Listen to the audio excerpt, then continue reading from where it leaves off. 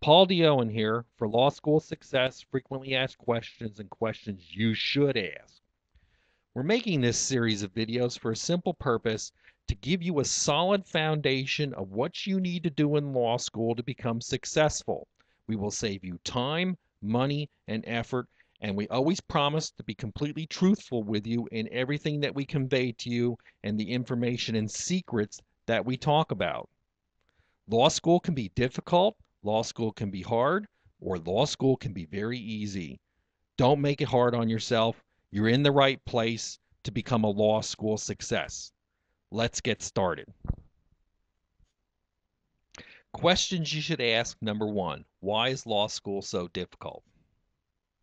We're going to go over your own worst enemy. Most law students are influenced.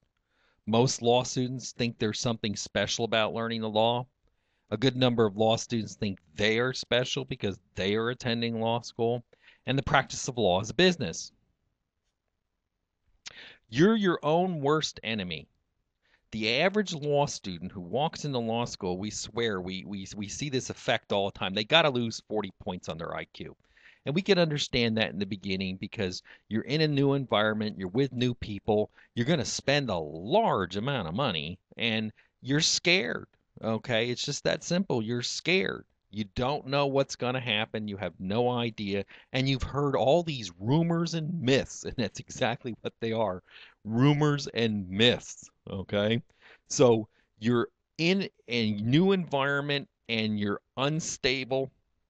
So consequently, you are going to do stupid things. Okay? You're open to being influenced.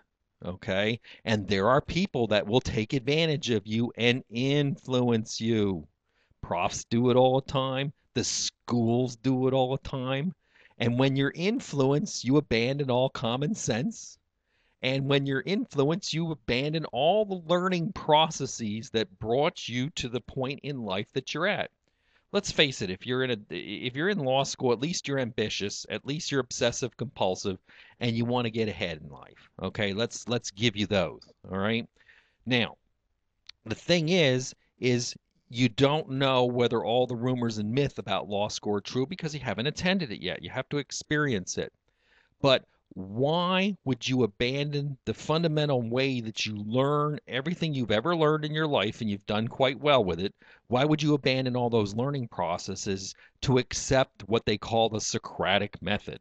Well, the Socratic method's a con. It's never worked, it never has worked, it never will work. It's impossible for it to work because it's against all methodologies of synthesis of true and new thought. Okay, the only way you synthesize new thought is you have to first have a solid background from memorization, application, and dissertation. So you have to have true knowledge. Once you have true knowledge, things will come to you about looking at new ways to do stuff. That's the synthesis part of it, and it's a hard word to say.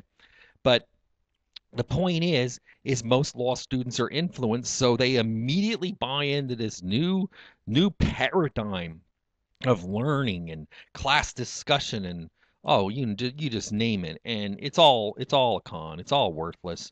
At times we think they honestly do it to see who's stupid enough to follow them without really sitting down and questioning, say why am I doing this? Okay, that's what we honestly think at times. Most law students, as we said, think there's something special about learning the law. Wake up, there isn't. If you don't think you have to memorize the law, I can show you any instance in actual results of law students who got out of law school and who are attorneys who never really learned the law. And I can show you instances that are very striking and very dramatic where they're pitted against a lawyer who actually did memorize the law. A lawyer who's memorized the law will win all the cases and win all the cases they don't deserve to win. Whereas the ones who are still familiar with the law, when they're practicing it, they're up the creek without a paddle. There is nothing special about learning the law. It's tedious. It's boring. You at times get very depressed if you have to sit there and just memorize all this inane stuff and ask all these questions and learn these skills. This is boring. There's nothing special about it. It doesn't take a genius to do this stuff, okay? It's a skill. The smartest person in the world can attempt to do it, and it's going to take them 10% less time than the dumbest person in the world who has slow at doing things. Now, this is the sad part about law school. A good number of law students think they're special because they are attending law school. Most people who attend law school are obsessive compulsives. Okay? Now, you put that together with somebody who thinks they're special because they're going to rule the world because they know the law, then you've got a person that's going to diss other people. You got a person that's going to be in school that's going to sabotage other people. You got a person in school that's going to do mean and nasty things, and they're there in law school, and it's the sad part, and this makes law school hard. You need to help other people. If you really want to internalize the law and you follow the M.A.D method, part of the M.A.D method is when someone else doesn't understand something, you don't volunteer to teach them, but if they ask you for help, you sit there and you help teach them what they need to know. You can explain it in a different methodology or give them different examples, factual examples, questions and answers to help them grasp the material.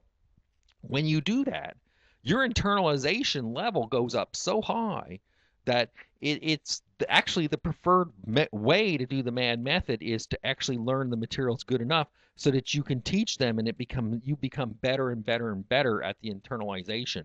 And then what starts to kick in is the synthesis ability, and that gets you up to a plane where no one else is.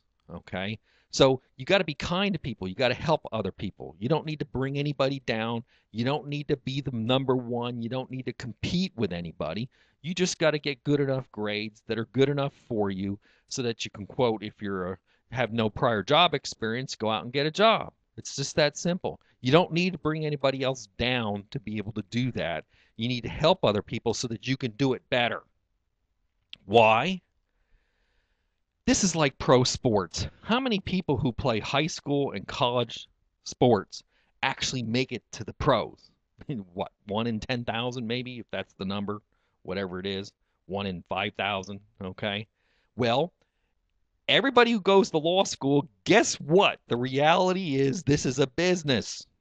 Okay. You go to law school so you can get a license to conduct that business. You don't go to law school to change the world. I'm afraid to say that's the one in 5,000 person. That's the dream. That's the idealism. Okay. Good business person make contacts with other people.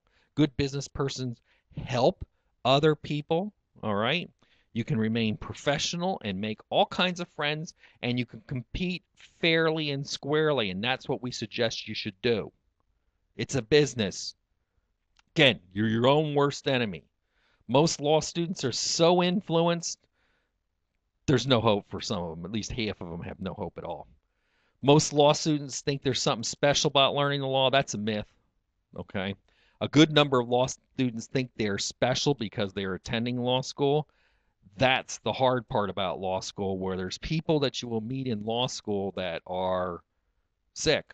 Okay, they want to put others down. They want to compete in a nasty, mean, and evil way. That's not the idea, because the practice of law is a business. The vast majority, 99.9% of all the people that go to law school will eventually wind up doing business. That's what it's about. It's a business. It's nothing else. Paul D. Owen, Law School Success, frequently asked questions and questions you should ask.